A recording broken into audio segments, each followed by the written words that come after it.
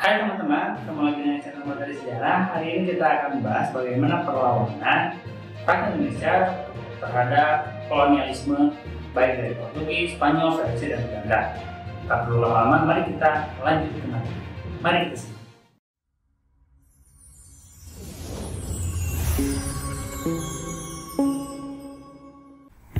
Nah, inilah materi kita mengenai strategi perlawanan bangsa Indonesia menghadapi penjajahan hingga abad 20. Nah, dalam materi ini kita akan membahas ketika perlawanan ketika bangsa Eropa datang ke Indonesia. Seperti apa perlawanan tersebut di awal dan akhirnya sampai ke abad 20. Akhir abad 19 dan awal abad 20 ya. Jadi kita akan membahas materi ini sekitar 4 abad loh teman-teman. Nah, kenapa terjadi perlawanan? Kita harus melihatnya secara lebih fair bahwa memang perlawanan itu tidaklah muncul seketika, tapi muncul karena ada berbagai alasan. Apa saja? Nah, di sini ya kita lihat. Jadi di sini kebijakan pemerintah Portugis, di mana kebijakan tersebut antara lain adalah adanya monopoli perdagangan rempah-rempah. Ya, yang namanya monopoli pasti merugikan. Kenapa merugikan? Karena memang ketika kita ingin menjual rempah-rempah, mau tidak mau kita harus menjual ke Portugis harga berapapun. Jadi tidak ada tawar-menawar lagi, tidak ada lagi konsep ekonomi tawar-menawar dan lainnya. Yang ada dia harus dijual dengan harga yang ditentukan oleh Portugis itu sendiri, sehingga timbul perlawanan. Yang kedua adalah kita tahu bahwa salah satu misi Portugis juga adalah penyebaran agama Kristen. Nah, ini pun memang mendapat beberapa perlawanan di berbagai daerah, meskipun ya ada juga yang memang disebarkan secara damai. Nah, dari sini maka muncullah yang namanya perlawanan-perlawanan, di antara lain perlawanan Kerajaan Demak atas Portugis di Sunda Kelapa dan Malaka, perlawanan Kesultanan Ternate di Maluku, dan perlawanan Kesultanan Aceh. Lalu selanjutnya kebijakan VOC dan Belanda, yaitu yang pertama adalah sama ya, monopoli perdagangan rempah-rempah. Yang kedua, campur tangan terhadap masalah internal kerajaan, ekspansi wilayah demi melancarkan kebijakan pintu terbuka ya. Yang keempat adalah arogansi Belanda terhadap kerajaan di Nusantara. Sudah tentu karena memang Belanda acap kali mengintervensi kerajaan-kerajaan yang ada di Nusantara. Selanjutnya ada praktik diskriminasi terhadap penduduk pribumi ya. Kita tahu ya, penduduk pribumi waktu itu kan kelasnya di kelas terendah ya. Dari 3 kelas yang ada, yang pertama Belanda, yang kedua timur asing ya, dan yang ketiga penduduk pribumi, yang mana penduduk pribumi ini adalah tuan rumah. Meskipun tuan rumah, tapi dia ada di kelas paling rendah. Itu diskriminasi. Selanjutnya adalah penderitaan rakyat akibat sistem tanam paksa, kebijakan pintu terbuka, dan politik etis. Lalu bagaimana perlawanan terhadap kolonialisme sebelum kesadaran nasional, atau ya sebelum ada nasionalisme ya. Nah, kesadaran nasional ini yang pertama adalah bersifat lokal. Jadi nanti kita akan lihat bagaimana perlawanan-perlawanan itu diadakan atau dilaksanakan, digencarkan itu di daerah-daerah tersebut. Masih belum bersatu gitu. Satu di Sumatera, satu di Jawa, satu di Kalimantan. Dia masih masih bersifat lokal, melawan karena daerahnya saja yang diganggu gitu. Sedangkan yang di luar sana dia nggak tahu. Seperti itu ya. Lalu yang kedua adalah tergantung pada seorang pemimpin karismatik. Nah ini ya, jadi kenapa salah satu alasan kenapa perlawanan kolonialisme sebelum kesadaran nasional itu mudah untuk ditumpas adalah masih bergantung pada sosok pemimpin. Ketika pemimpinnya ditangkap, maka perlawanan itu akan meredup dan akhirnya hilang. Seperti itu. Yang ketiga adalah perlawanan menggunakan kekuatan senjata. Jadi kalau misalkan nanti setelah ada kesadaran nasional, perlawanan kita gencarkan lewat organisasi, maka pada sebelum kesadaran nasional perlawanan masih menggunakan kekuatan senjata atau perlawanan fisik seperti itu. Dan yang terakhir adalah mudah dipecah belah. Nah, kalau kita lihat nanti ada beberapa peristiwa kerajaan yang memang sengaja diadu domba, dipecah belah agar kekuatan pun terpecah, sehingga Belanda, VOC, dan kolonial itu mampu mengacak-acak, mampu menguasai daerah tersebut. Dengan apa? Dengan politik pecah belah atau divide et impera. Nah, itu adalah ciri-ciri perlawanan sebelum lahirnya kesadaran nasional. Nah, perlawanannya apa saja? Yang pertama adalah perlawanan rakyat terhadap Portugis dan VOC, dan yang kedua adalah perlawanan rakyat terhadap pemerintah kolonial Belanda. Ya, ada dua zaman. Yang satu yang di sini ya. Ini dari sini ke sini sebelum 1800, dan yang dari sini ke kanan itu adalah perlawanan setelah 1800, tahun 1800. Apa saja perlawanannya? Nah, ini ya. Sebelum 1800 ada perlawanan rakyat Aceh, perlawanan Maluku, perlawanan Mataram, perlawanan dari rakyat Banten, perlawanan rakyat Makassar, dan perlawanan rakyat Riau. Dan yang terakhir adalah perlawanan etnik Tionghoa. Sedangkan perlawanan setelah 1800 di sana ada perang Tondano, ada perlawanan Patimura, ada perang Padri, ada perang Diponegoro, ada perang Bukutan, ada perang Banjar, ada perang Aceh, dan yang terakhir adalah perang Batak. Nah, kita akan membahas satu persatu dari materi ini. Nah, nanti saya akan gabungkan ya, saya akan buat dua video, satu untuk membahas bagaimana perlawanan rakyat terhadap Portugis dan VOC saja, satu lagi bagaimana perlawanan rakyat terhadap pemerintah kolonial Belanda saja, dan satu lagi yang gabungan, agar teman-teman bisa lebih memahami, lebih menyederhanakan. Jadi agar tidak terlalu panjang, teman-teman bisa melihat yang per bagian, dan jika ingin full, teman-teman bisa nonton sampai terakhir ya. Seperti itu. Nah, ini dasar kita. Yang pertama kita akan bahas bagaimana perlawanan rakyat Aceh. Nah, inilah perlawanan rakyat Aceh. Latar belakangnya seperti apa? Nah, kedudukan Portugis di Malaka mengganggu perkembangan Aceh. Ya, kita tahu Malaka dikuasai Portugis, sehingga ada cerita bahwa orang-orang Portugis mengeluarkan kebijakan orang-orang Islam tidak boleh berdagang di sana. Nah, itu mengganggu perkembangan Aceh sebagai sebuah kerajaan ekonomi Aceh. Lalu strategi yang diterapkan apa saja ya? Aceh itu melengkapi kapal-kapal dagang dengan senjata, prajurit, dan meriam. Nah, selain itu Aceh pun mendatangkan bantuan persenjataan, pasukan, dan ahli perang dari Turki. Nah, memang Aceh ini ada hubungan yang cukup intens ya antara Aceh dengan negara-negara Timur Tengah, terutama Turki. Lalu selanjutnya adalah melakukan kerjasama dengan kerajaan lain seperti Demak dan Kaliko. Nah, Aceh beberapa kali melakukan serangan terhadap Portugis di Malaka pada tahun 1629. Nah, ini kayaknya berbarengan dengan penyerangan Sultan Agung ya di Batavia. Pasukan Aceh di bawah Sultan Iskandar Muda melakukan serangan besar-besaran terhadap Portugis. Serangan ini sempat membuat Portugis kewalahan dan harus mengerahkan semua kekuatan menghadapi pasukan Sultan Iskandar Muda. Akan tetapi serangan Aceh ini belum berhasil mengusir Portugis dari Malaka. Selanjutnya, perlawanan rakyat Maluku seperti apa? Nah, masa Portugis ya, faktor penyebabnya adalah upaya monopoli perdagangan yang dilakukan oleh Portugis. Portugis mencampuri urusan dalam negeri kerajaan Ternate yang pada awalnya kerjasama gitu ya untuk menghadapi Tidore. Ternyata lama kelamaan Portugis justru mencampuri urusan dalam negeri Ternate. Untuk mengatasi perlawanan rakyat Ternate yang dipimpin oleh Sultan Hairun, Gubernur Portugis di Maluku, Lope de Mesquita, mengajukan perundingan damai. Akan tetapi dalam perundingan tersebut Portugis justru membunuh Sultan Hairun. Licik ya, mau diajak damai, diajak berunding malah dibunuh. Padahal dalam sistem internasional itu tidak boleh dilakukan. Peristiwa pembunuhan Sultan Hairun semakin menyulut kemarahan rakyat Ternate. Bahkan seluruh rakyat Maluku bersatu melawan Portugis. Nah, ini adalah diorama pembunuhan Sultan Hairun di benteng Castella. Akhirnya apa? Nah, Sultan Babuloh sebagai putra dari Sultan Hairun membalaskan dendam ayahnya dengan melawan terhadap Portugis. Nah, perlawanan rakyat Ternate terhadap Portugis. Benteng Sao Paulo dikepung selama 5 tahun. Akhirnya 1575 Portugis berhasil diusir dari Ternate. Nah, Sultan Babuloh ini adalah seorang sultan yang karena keberaniannya, karena kebesarannya, dia dijuluki sebagai sultan dari 72 pulau. Karena memang kan di daerah Maluku memang daerahnya kepulauan, banyak sekali pulau-pulau di sana. Ya, seperti itu. Nah, itu kalau Portugis. Bagaimana rakyat Maluku melawan ketika VOC? Nah, di sini ya. Faktor penyebab, nah baik Portugis atau VOC sama-sama menerapkan monopoli perdagangan.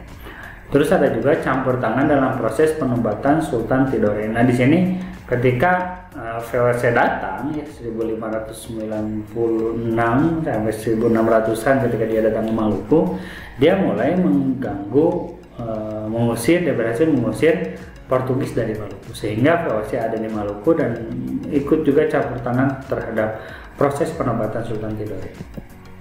Nah, ini kronologinya. Jadi 1635 sampai 1646 VOC harus menghadapi serangan sporadis dari rakyat Hitu yang dipimpin oleh Kakiali dan Teluk Kabisi. Pada 1650 rakyat Ternate di bawah pimpinan Kecil Said melakukan perlawanan terhadap VOC. Pada 1680 Sultan Hukum memimpin perlawanan rakyat Tidore. Perlawanan mendapat dukungan dari seluruh rakyat Maluku. Perlawanan ini berhasil mengembalikan kekuasaan Tidore. Selanjutnya adalah perlawanan rakyat Mataram. Nah, apa latar belakangnya? Nah, kedudukan VOC di Batavia mengganggu perekonomian Mataram karena memang VOC sering mengganggu kapal-kapal dagang dari Mataram. VOC melakukan monopoli perdagangan. Nah, ini sudah barang tentu ya, memang karena VOC salah satu hak istimewanya adalah monopoli, diberi hak untuk monopoli perdagangan, hak oktroy ya. Nah, ini tahun perlawanan seperti apa? Jadi dilaksanakan 2 kali. Yang pertama 1628, serangan dipimpin oleh Tumenggung Bahurekso sebagai panglima perang. Pada 22 Agustus 1628, pasukan Mataram berhasil mendarat di Marunda, saat ini sebelah timur Cilincing, Jakarta. Pasukan Mataram membendung Sungai Ciliwung agar benteng VOC kekurangan air. Strategi ini sempat menyebabkan pasukan VOC kekurangan air dan terjangkit wabah penyakit kolera. Serangan Mataram akhirnya menuai kekalahan karena pasukan Mataram kelelahan dan kalah dalam persenjataan. Tidak cukup, di tahun 1628 Mataram pun kemudian menyerang lagi VOC di Batavia pada tahun 1629. Sultan Agung menyusun strategi dengan belajar dari kekalahan pertama. Dalam serangan ini, pasukan Mataram berhasil menghancurkan benteng Hollandia dan menerobos masuk Batavia. Akan tetapi, kapal perang VOC berhasil membakar lumbung makanan pasukan Mataram di Cirebon dan Tegal. Serangan kedua juga gagal karena pasukan Mataram kekurangan bahan makanan. Nah, karena memang kekurangan bahan makanan inilah akhirnya pasukan Mataram kalah. Selanjutnya adalah perlawanan rakyat Banten. Nah, seperti apa? Nah, latar belakangnya adalah monopoli perdagangan VOC mengganggu aktivitas perdagangan Banten. Ya, karena memang VOC yang ada di Batavia mau tidak mau mengganggu perdagangan Banten. Jalannya perlawanan. Untuk menghadapi VOC, Sultan Agung Tirtayasa melakukan pembangunan saluran irigasi dan menjalin hubungan dengan negara-negara lain. Dalam perkembangannya, Banten berhasil mengganggu daerah kekuasaan Belanda hingga tembok kota Batavia. VOC menghasut Sultan Haji dengan mengatakan bahwa Pangeran Arya Purbaya yang akan naik tahta menjadi Sultan Banten, menggantikan Sultan Agung Tirtayasa. Sultan Haji kemudian melakukan perjanjian dengan VOC untuk melancarkan niat menjadi Sultan Banten. Seperti apa perjanjiannya? Nah, nanti kalian lihat ya.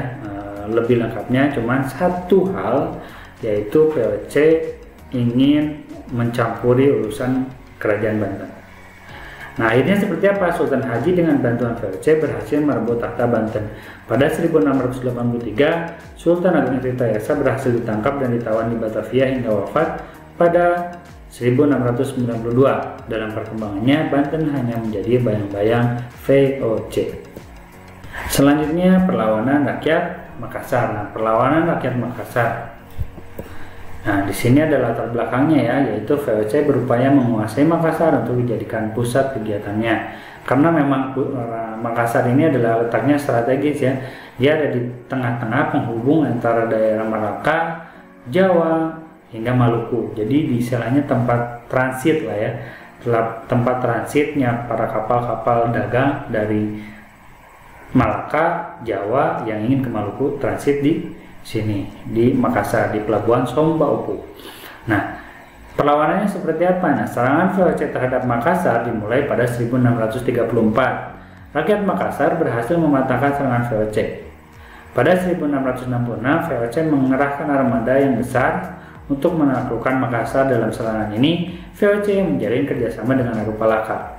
Harupalaka siapa? Dia adalah raja dari kerajaan Bone. Kerajaan Bone itu siapa? Nah, ini kalau orang Makassar pasti tahu, karena memang Sultan Hasanuddin sebagai kerajaan Goa, kemarin kita bahas di sejarah peminatan ya, di kerajaan Goa itu memang menguasai atau menyerang juga kerajaan-kerajaan lain, salah satunya Bone yang dikuasai oleh Makassar. Gua tahu. Nah, kepentingannya ya Harupalaka sebagai kerajaan Bone ingin lepas dari Makassar, jadi dia membantu VOC.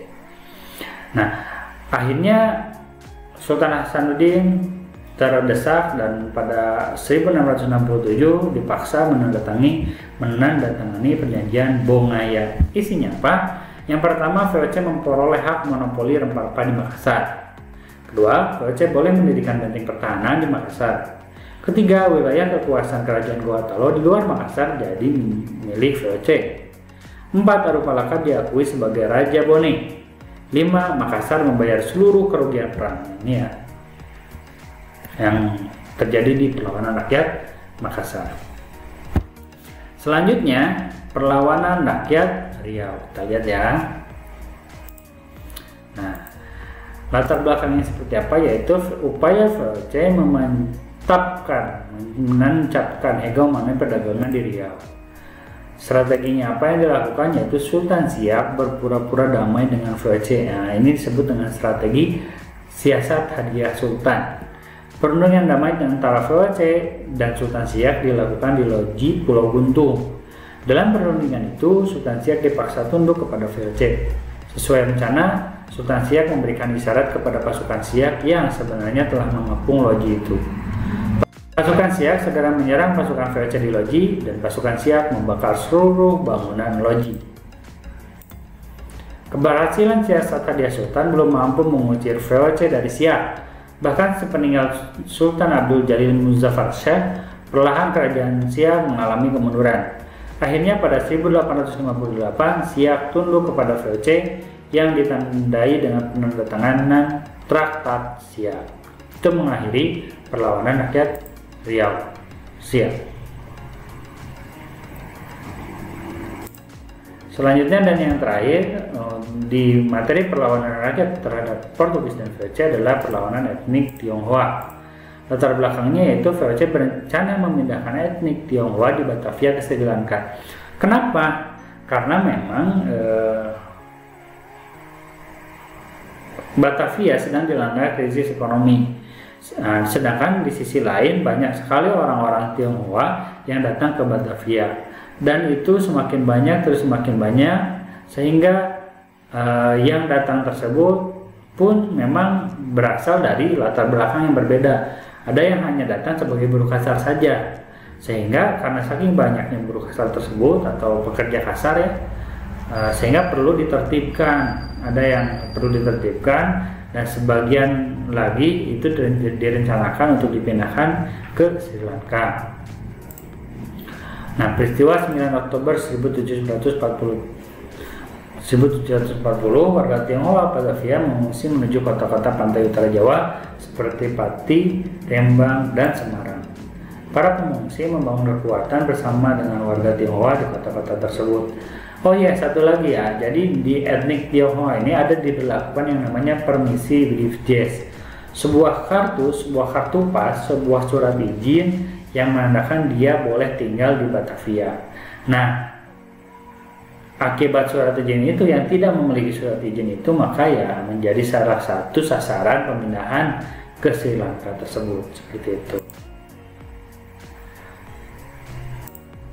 Nah, itu adalah materi mengenai perlawanan rakyat terhadap Portugis dan VOC, yaitu ya, yang pertama ada perlawanan rakyat Aceh, Maluku, Mataram, Banten, Makassar, Riau, dan Tionghoa.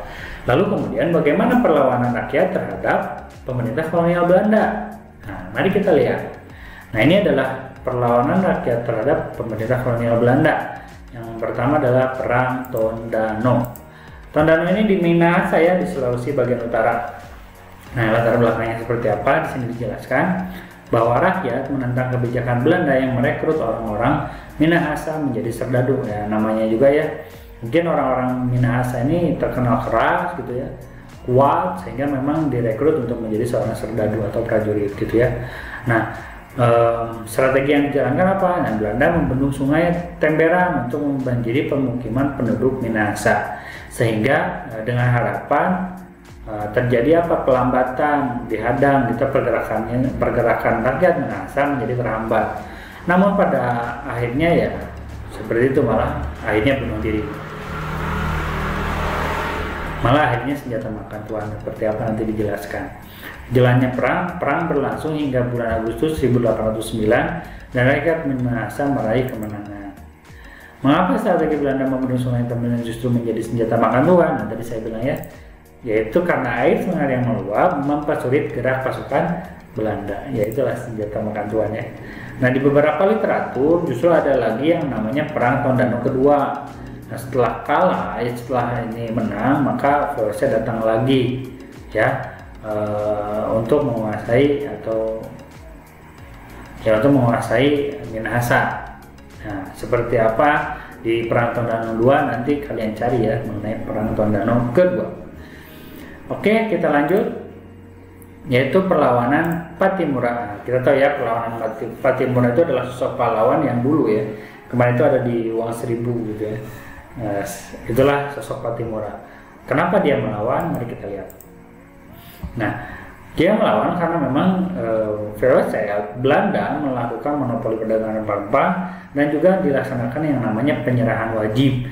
Jadi si rakyat dari Maluku itu diharuskan menyerahkan hasil panennya, entah itu panen pertanian ataupun hasil tangkapan ikan dan lainnya kepada Belanda. Selain itu, ada juga orang-orang yang Maluku direkrut untuk bekerja kepada Belanda dan tidak digaji secara layak. Bahkan ada yang tidak digaji sama sekali, sehingga itu membuat yang namanya kesengsaraan rakyat. Yang ketiga adalah memindahkan penduduk untuk dijadikan tenaga kerja rodi dan persoalan pelayaran hongi. Pelayaran hongi itu adalah pelayan patroli ya, kemarin kita pernah bahas. Jadi tenaga kerja rodi adalah kerja paksa untuk membuat jalan dan itu tidak digaji. Makanya itu menjadi salah satu alasan juga kenapa Pattimura melawan. Jalannya perlawanan yang pertama adalah pada 15 Mei 1817 rakyat Maluku membakar perahu-perahu Belanda. Pasukan Pattimura berhasil menduduki benteng Dorset. Pada Oktober 1817 Belanda mengarahkan pasukan untuk menangkap Pattimura. Karena memang susahnya menangkap Pattimura, kemudian Belanda menawarkan hadiah 1000 gulden kepada siapa saja yang mampu menangkap Pattimura dan 500 gulden bagi yang berhasil menangkap tokoh perlawanan lainnya. Nah, meskipun sudah diiming-imingi, tetap tidak mau ya rakyat Maluku untuk menangkap Pattimura. Namun pada November 1817 akhirnya Belanda dapat menangkap Pattimura, Anthony Ribot, Thomas Patiwael, dan Raja Tio. Pada 16 Desember 1817 Pattimura dihukum mati di tiang gantungan. Karena memang ya begitulah ya. Akhirnya mau tidak mau karena memang rakyat menderita dan akhirnya mereka dapat ditangkap. Nah, itu perlawanan Pattimura. Selanjutnya adalah perang Padri.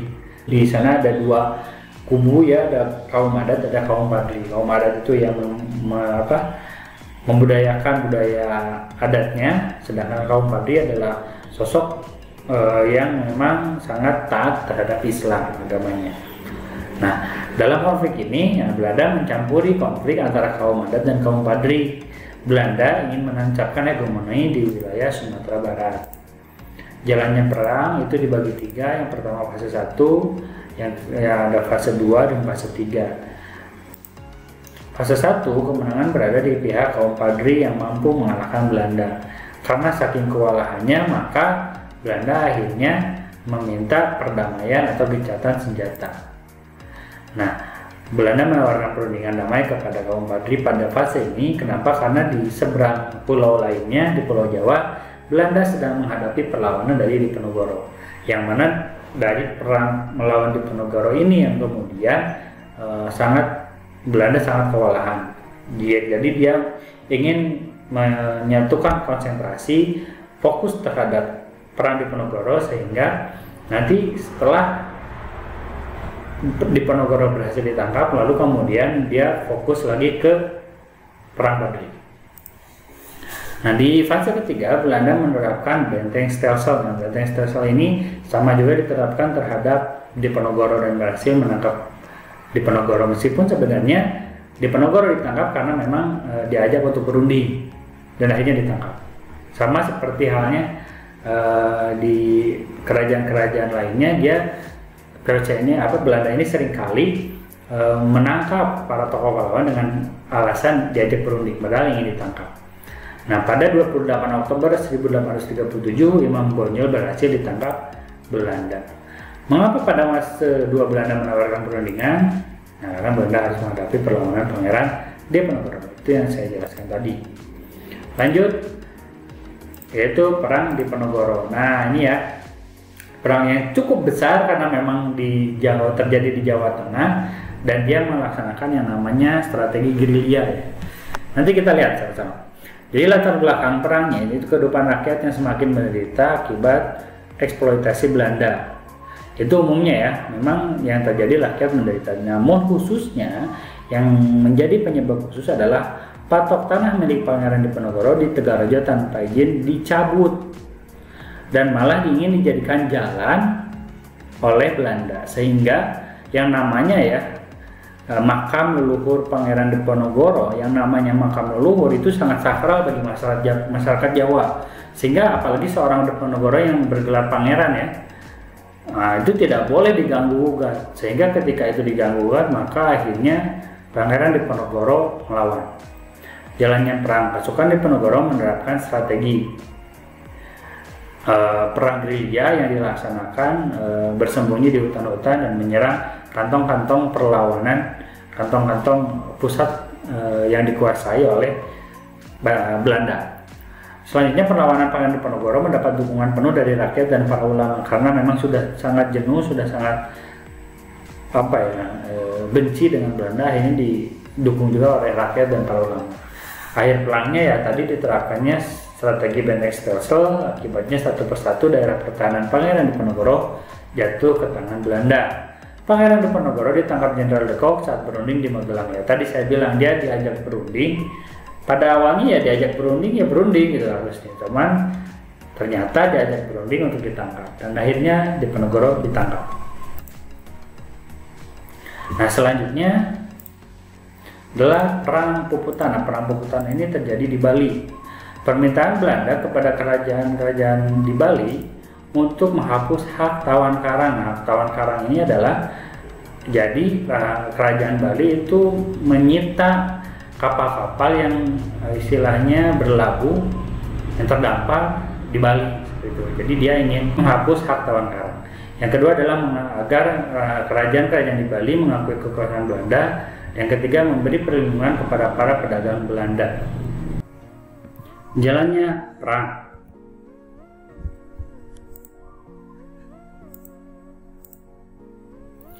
Nah, rakyat Bali di bawah pimpinan I Gusti Ketut Jelantik mengobarkan semangat Perang Puputan. Apa yang dimaksud Perang Puputan? Yaitu perang hingga titik darah penghabisan untuk mempertahankan tanah Bali. Belanda mengarahkan ekspedisi militer menghadapi rakyat Bali. Peperangan dimenangkan Belanda setelah berhasil merebut benteng Jagaraga. Selanjutnya Perang Banjar. Nah, Pangeran Antasari adalah salah satu tokoh penting dalam Perang Banjar. Seperti apa kronologinya? Belanda ikut campur dalam pemerintahan Kesultanan Banjar dengan mengangkat Pangeran Tamjidillah sebagai Sultan Banjar. Pasukan Banjar mengobarkan semangat perang fisabilillah. Artinya apa? Yaitu semangat perang di jalan Allah gitu, untuk membela tanahnya, untuk membela agamanya. Maka yang namanya perang berdasarkan keyakinan itu akan lebih dahsyat dibanding dengan perang berdasarkan kepentingan. Sehingga dikobarkanlah yang namanya semangat perang fisabilillah. Nah, namun pada akhirnya Perang Banjar ini dimenangkan oleh Belanda dan Belanda menghapus Kesultanan Banjar pada 1860.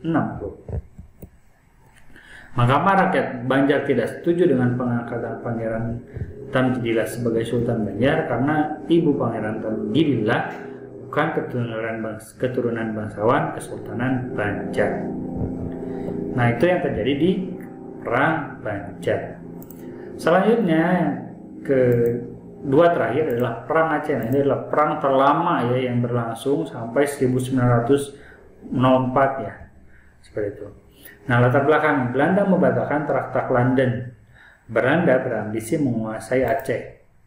Jalannya perlawanan, ada tiga fase juga. Pasukan yang pertama, fase 1 adalah pasukan Aceh berhasil membunuh Jenderal Kohler 1873 sampai 1884. Fase kedua, Belanda mengutus Snoko Gronje, seorang orientalis ya, seorang orang yang mempelajari tentang Islam. Jadi dia mempelajari tentang Islam dan memang diutus ke Aceh untuk mengetahui, menyelidiki bagaimana karakter masyarakat Aceh. Itulah adalah Snoko Gronje.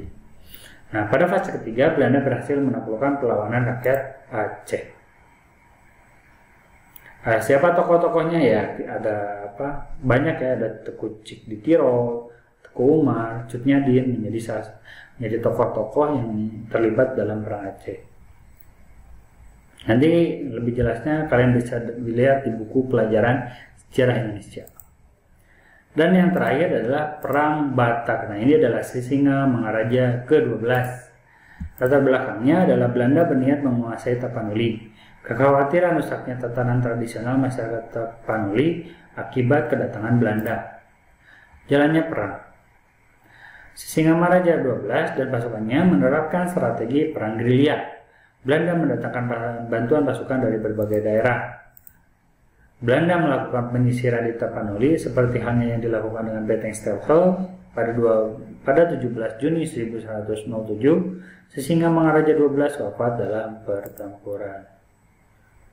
Nah, teman-teman, itulah materi kita hari ini mengenai perlawanan rakyat Indonesia terhadap kolonialisme, entah itu kolonialisme Portugis, VOC, Spanyol atau Belanda. Nah, dengan mempelajari materi ini, kalian bisa lebih paham kenapa kita melawan, bagaimana kita melawan, lalu kenapa kita gagal. Oke teman-teman, nah jangan lupa pula ya untuk subscribe ya, untuk subscribe channel ini, like jika suka, dislike jika tidak suka, berikan juga komentar jika ada pertanyaan. Saya tutup, wassalamualaikum warahmatullahi wabarakatuh.